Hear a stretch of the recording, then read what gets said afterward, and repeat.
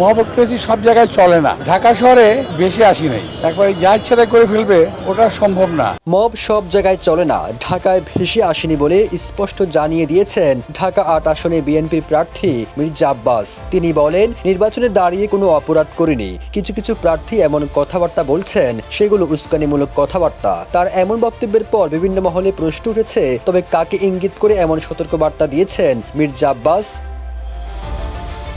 14 জানুয়ারি দুপুরে নয়াপল্টনের প্রতিপক্ষ প্রার্থীর সমালোচনা করে নিজের অবস্থান তুলে ধরেন মির্জা আব্বাস। তিনি বলেন, তারা উদ্দেশ্যমূলকভাবে উস্কানিমূলক কথাবার্তা বলছেন, যাতে আমরা একটু বিরক্ত হই। এ ব্যাপারে আমি নির্বাচন কমিশনকে আহ্বান জানাবো, তারা যেন একটু খেয়াল রাখেন। তবে আমি এ বিষয়ে কোনো রিয়াকশন দিতে চাই না, দেবও না। আমরা চাই নির্বাচন সুষ্ঠু এবং সুন্দর হোক।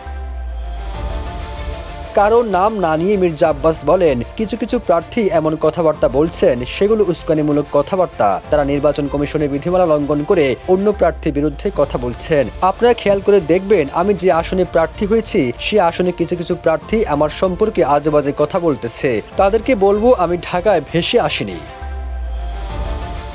ঢাকা ৮ আসনে আরেক প্রার্থী নাসির উদ্দিন পাটোয়ারির দেওয়া 13 জানুয়ারি বক্তব্যের ইঙ্গিত করে বিএনপির নেতা বলেন, আমি নির্বাচনে দাঁড়িয়ে কোনো অপরাধ করিনি। দুর্বল প্রার্থীরা সবল প্রার্থীর বিরুদ্ধে কথা বলবেই, এসব আমি আমলে নিচ্ছি না। তবে কেউ যদি ঢাকা ৮ আসনে মব তৈরি করার চেষ্টা করে, তবে তার দায় তাকেই নিতে হবে। সবুজ আলম, নিউজ ডেস্ক, ইত্তেফাক।